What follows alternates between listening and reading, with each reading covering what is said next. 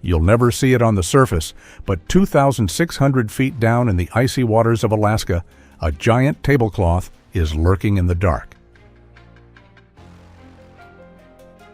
Forget what you know about fish eggs.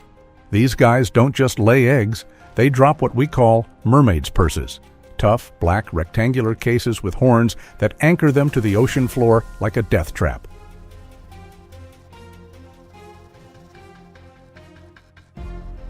Meet the big skate. It's a monster, reaching 8 feet across, weighing over 200 pounds, and gliding through 32-degree water like an underwater ghost.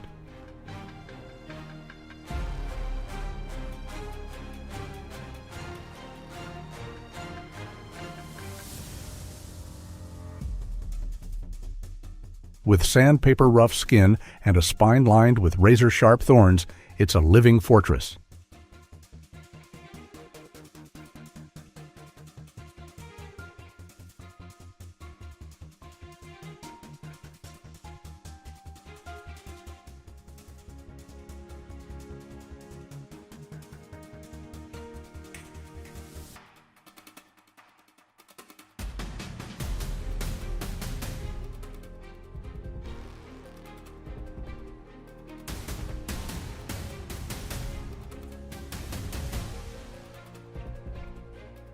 But behind this creature's nightmare fuel exterior lies one of the most sought-after culinary treasures in five-star dining.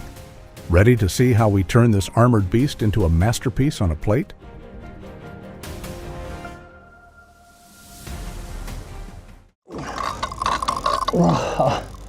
Sorry. It's 3 a.m. in the Gulf of Alaska. Jack, a commercial fisherman with 20 years on the water, knows the ocean is about to wake up. Look at that. The fish isn't running, it's anchoring itself to the bottom.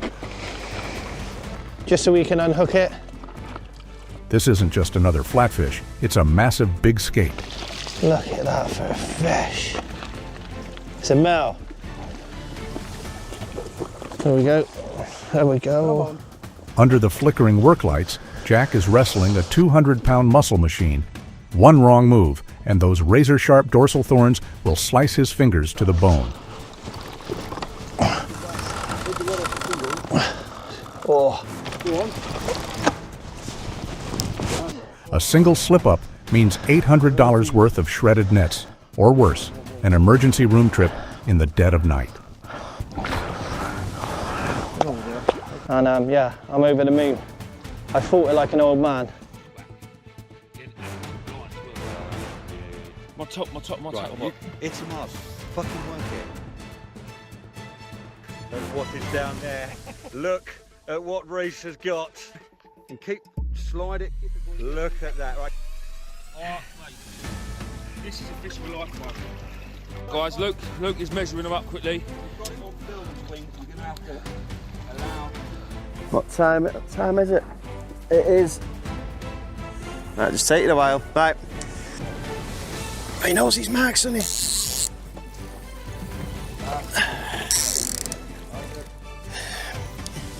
59 by 75.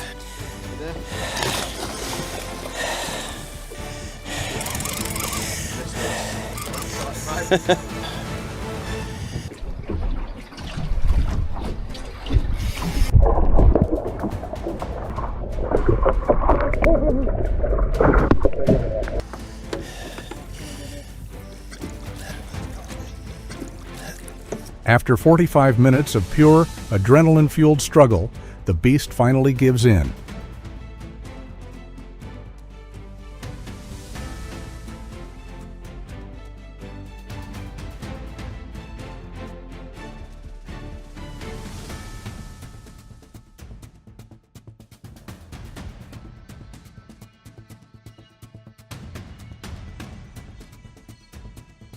But can that rough, prehistoric skin actually hold the kind of meat top-tier New York chefs are fighting over?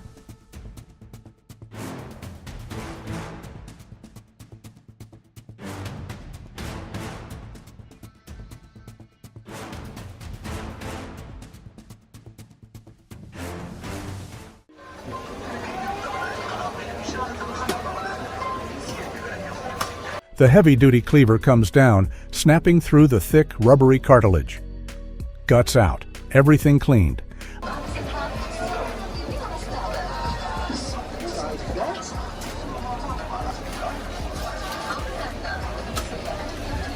A single, clean stroke separates the wings from the body. It's brutal, but there's a philosophy here. Absolutely nothing goes to waste, with the remains recycled into fish meal or fertilizer.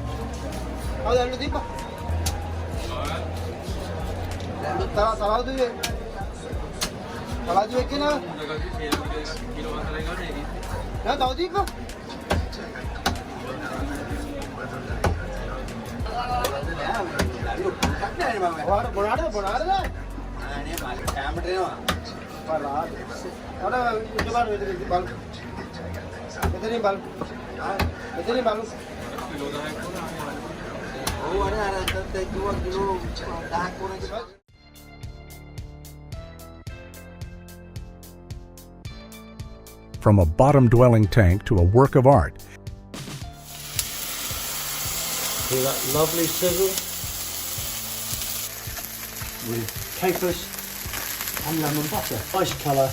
We're just going to turn it upside down and let the other side cook. And if you look there, you can see that beautiful caramelisation is coming, and that's really good. A little bit of sea salt, not too much. The nice knobs of Roder's Cornish butter. And a squeeze of lovely fresh lemon. Just give that a little shake around. You can see it's now starting to get nice and nutty brown. Just in, not too many, it just depends how many you like, but they've got this lovely, impart that gorgeous, rich flavour. And you can see that, oh, it just looks so lovely. Just want to turn the heat down now, let it quietly, the butter and the capers, and just pour it over. This is the famous skate wing meunière. Delicate, sweet, almost like lobster, but with a refined texture you can't find anywhere else. Drizzled in brown butter with a pop of briny capers.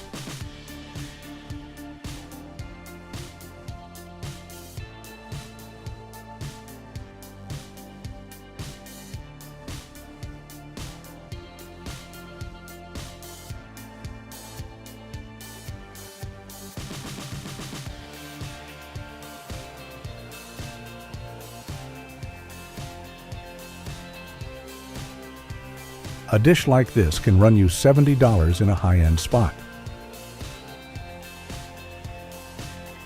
So, would you drop that kind of cash to taste the tablecloth of the ocean?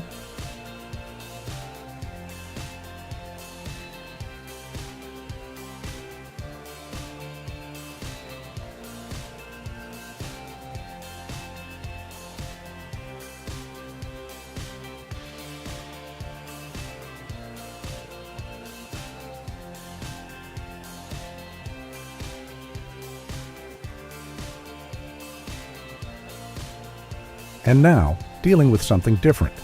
What will this chef do?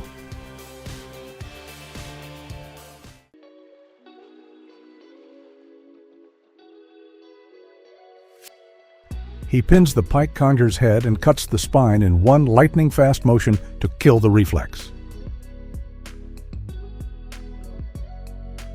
One mistake here, and he ruins the fish, costing him thousands in lost profit. Now the real work starts. The Yanagiba blade dances over hundreds of tiny, razor-thin bones.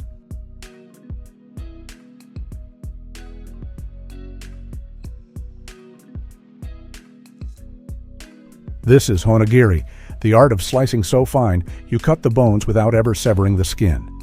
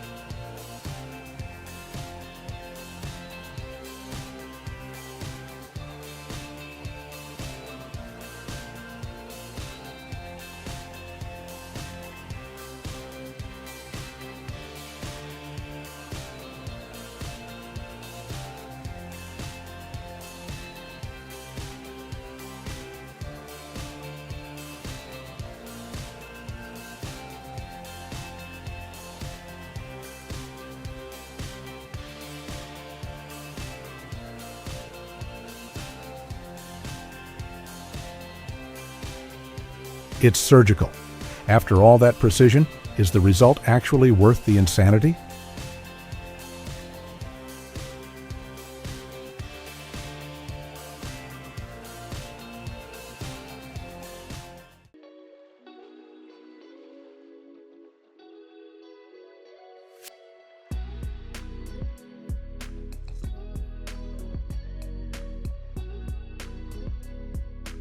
From 300 feet down in a rocky reef to a curated plate in the city. Onions, garlic, lemon, and a touch of turmeric.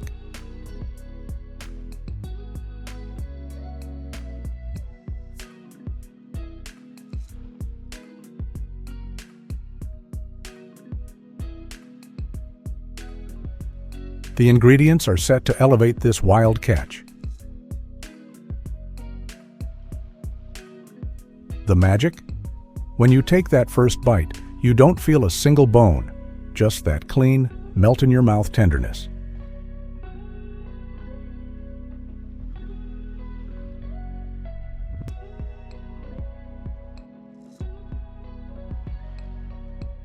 A dish made from a reef-dwelling predator.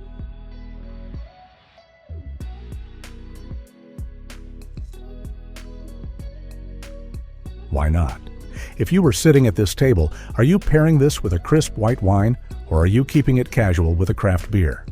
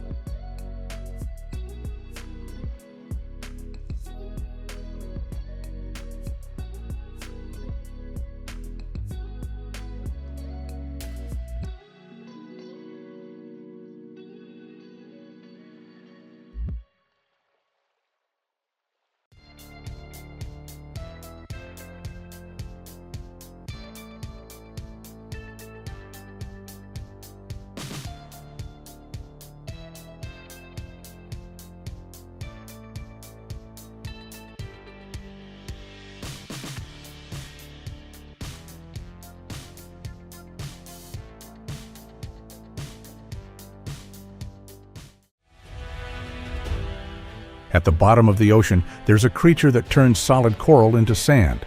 It's not a shark, it's no mythical sea monster either. It moves slow, but every single bite packs enough force to snap living rock.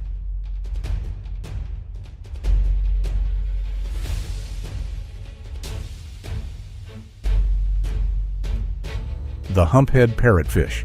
It's got this massive parrot-like beak, but it's built to crush concrete-hard coral.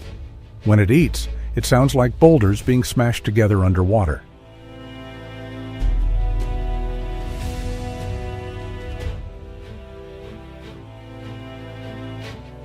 And here's the crazy part.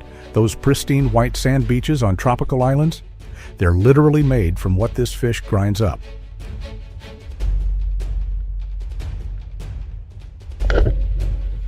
How hunting one of these things? It's a total mind game. The diver goes down on a single breath, dead silent. No bubbles, no noise.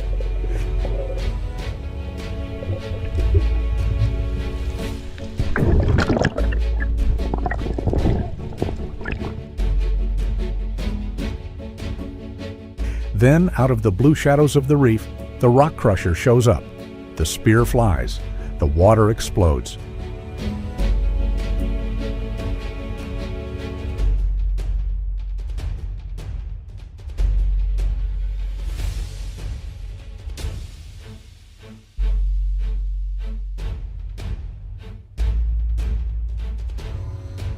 The fish tears through the reef with unbelievable torque, ripping the spear line completely taut. A few minutes later, the fight is over.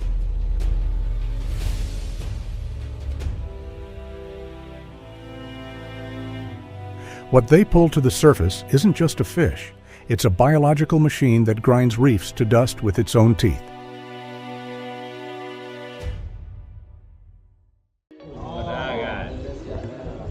Now you have to learn from this. It's all in here. The rest.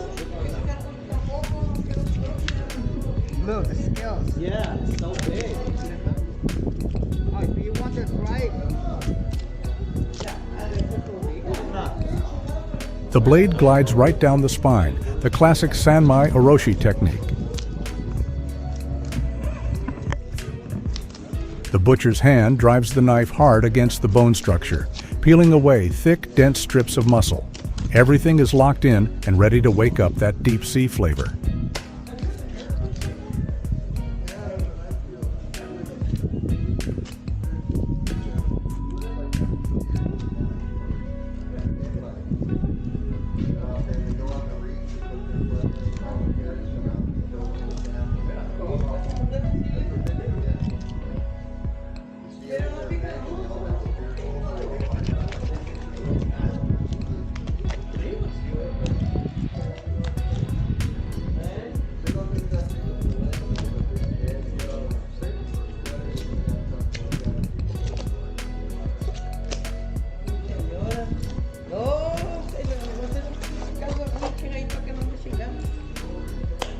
Caldo con eso.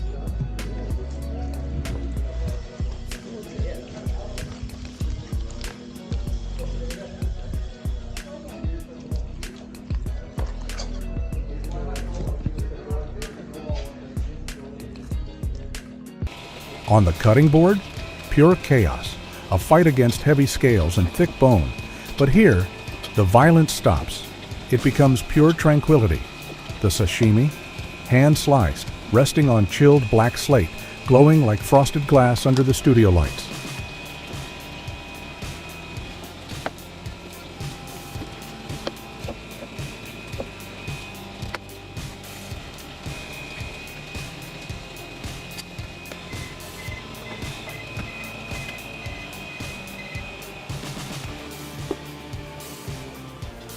The steamed fillet, buried in scallions, Fahrenheit oil.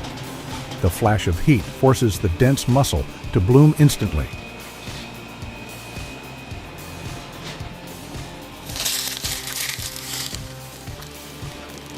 Turning a rock-hard deep-sea hunter into melting velvet ice-cold sashimi.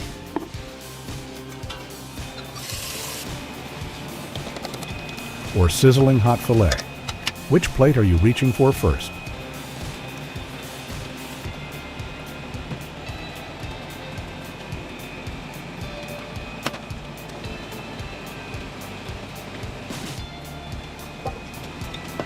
From crushing coral in the deep to melting on your palate, the ocean's ultimate transformation.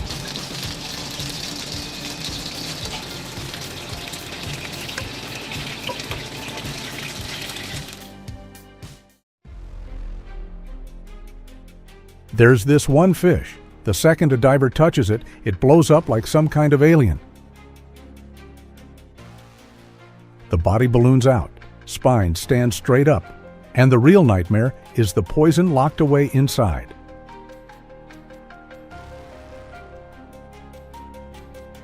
Nobody touches a pufferfish without serious professional training.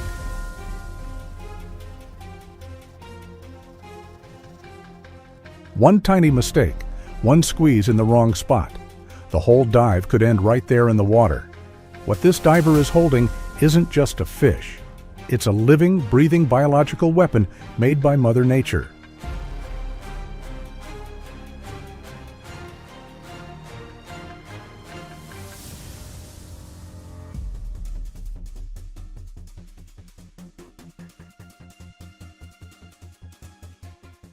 The pufferfish? It's packed with tetrodotoxin, one of the most lethal neurotoxins in the ocean. It's so toxic that just a microscopic drop will lock up your entire nervous system. It shuts your body down, piece by piece.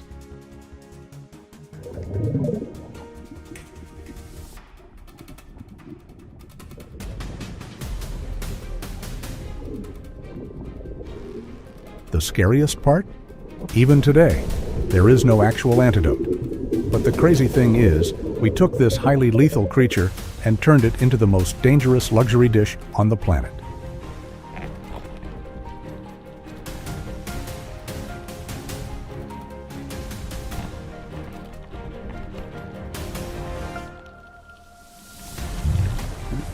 Over in Japan, fugu chefs go through years of grueling training and strict licensing exams.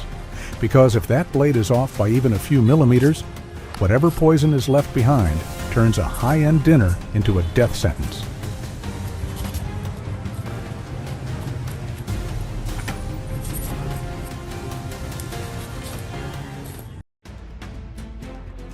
3,000 feet down in the pitch black, a massive shadow glides through the abyss.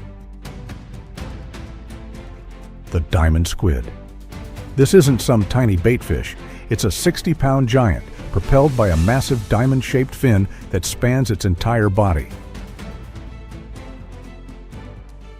Their skin is lined with chromatophores. In a split second, they can flash brilliant, pulsing colors to communicate or camouflage in the dark.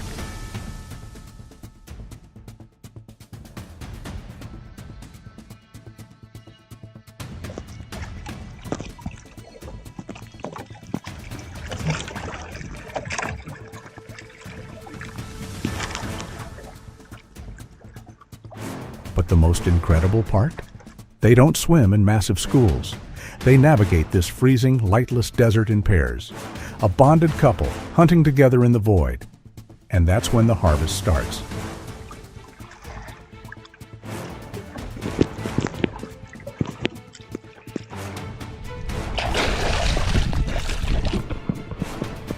Dale. Gay. Gay. Pasti magbuga.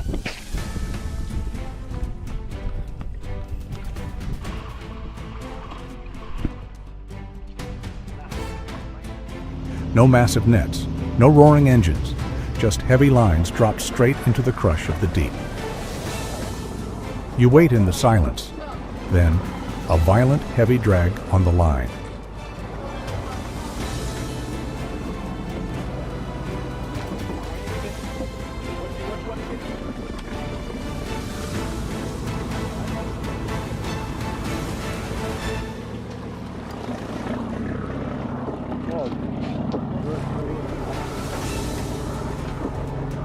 Out of the endless black, a giant crimson diamond breaches the surface, its skin pulsing with erratic color as it fights the hook.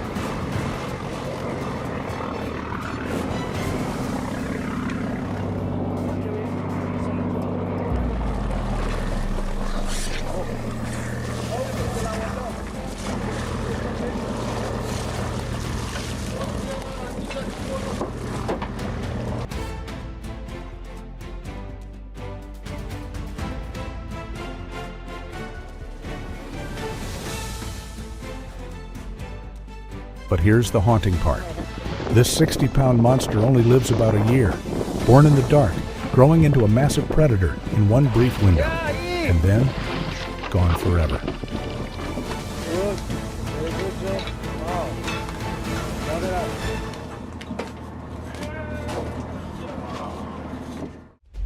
Out in the open ocean, the skipjack tuna never stops moving. They barely push 2 feet long, but they rip through the water at 45 miles an hour. They are biological engines, running hotter than the sea around them. And they never swim alone. Tens of thousands packed together, moving endlessly like a rolling silver storm. Then the boats arrive. No massive nets, just speed against speed. The water explodes. In an instant, the boat turns into a living machine. Drop, hook, whip, repeat, non-stop. Fish get yanked from the water like silver bullets, slamming onto the deck faster than you can track. It's clean, incredibly precise, and requires a flawless rhythm. One missed beat, and the school vanishes.